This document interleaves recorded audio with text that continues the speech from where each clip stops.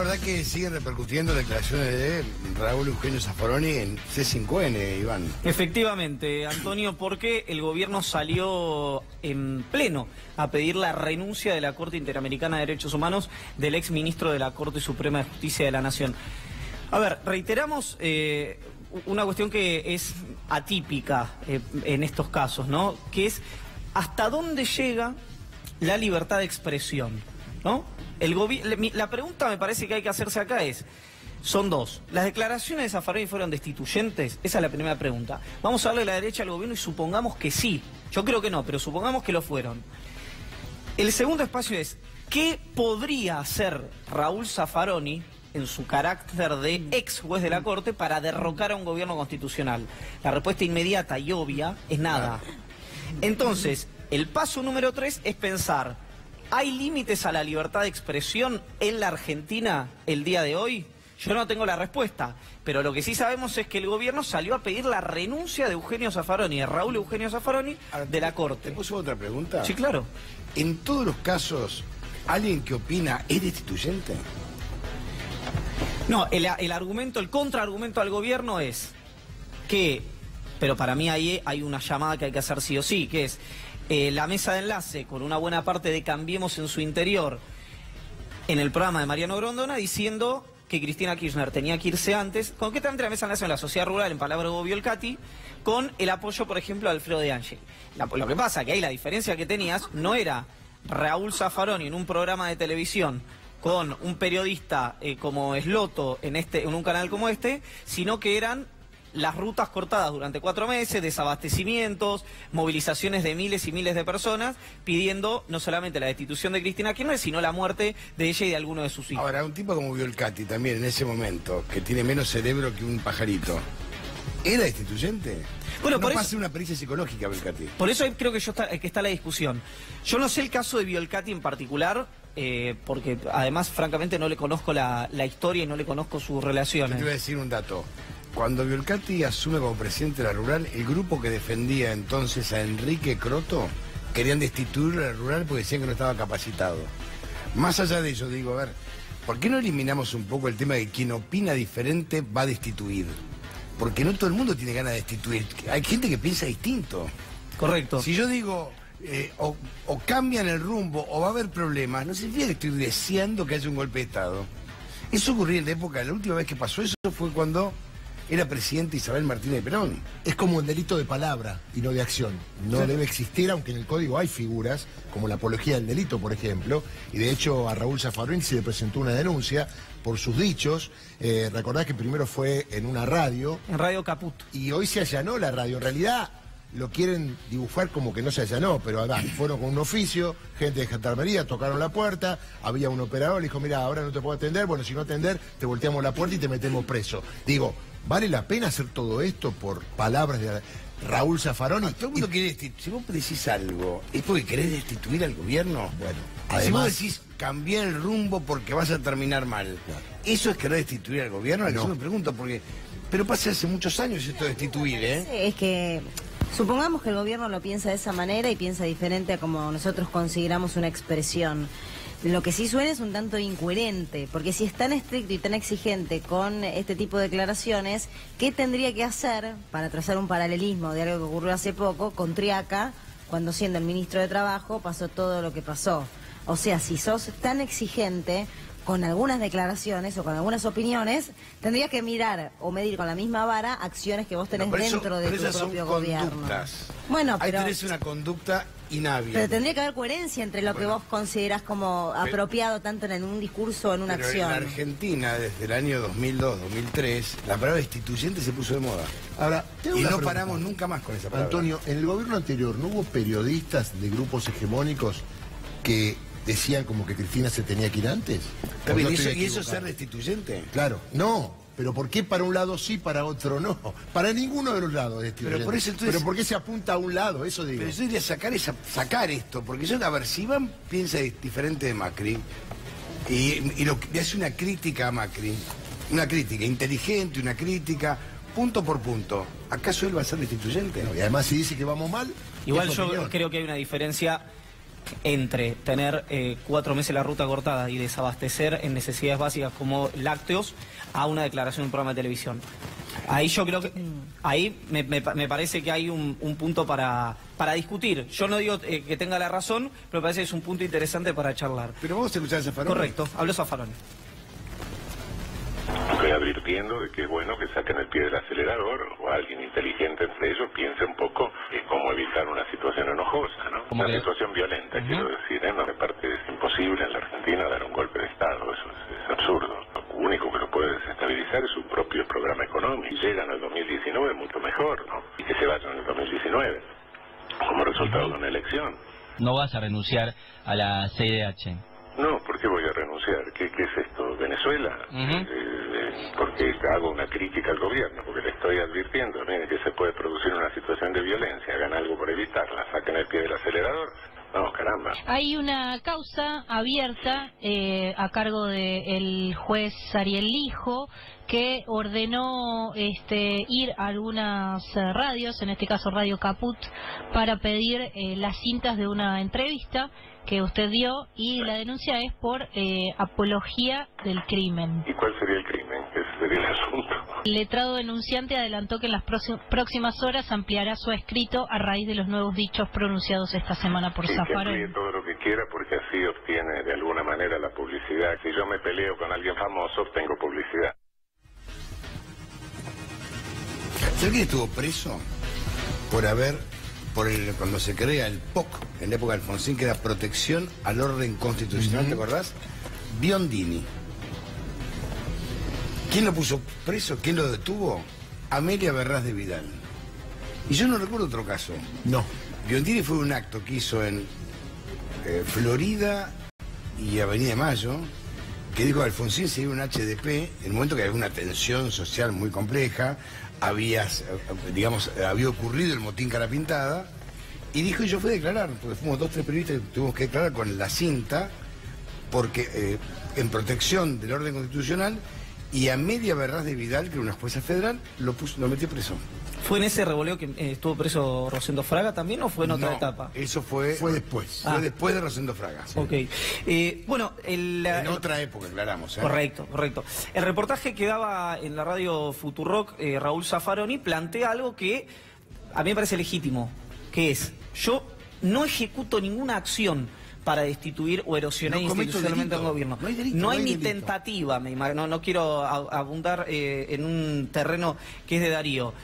¿Por qué tendría que renunciar a la Corte Interamericana de Derechos Humanos? Claro que acá hay como siempre, un manejo de la opinión pública y de la agenda muy inteligente por parte del gobierno, que es que en lugar de hablar de que nos estamos endeudando segundo a segundo $1.000 por día, o $1.000 por minuto, creo que fue que dijo el doctor Zaffaroni, estamos hablando de si Zaffaroni tiene que renunciar a la Corte Interamericana de Derechos Humanos o no, y en virtud de eso, hoy habló Fernando Adolfo Iglesias, diputado nacional de Cambiemos, lo hizo con C5N.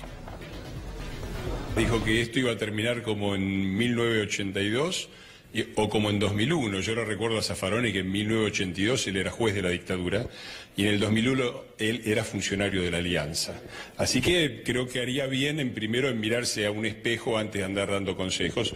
Él además no es un experto en economía y es un juez de una corte internacional. Una de las inhibiciones que tienen, manifiestas que tiene un juez de una corte internacional, es que no puede hacer declaraciones partidistas sobre política interna sobre ningún país, mucho menos del propio.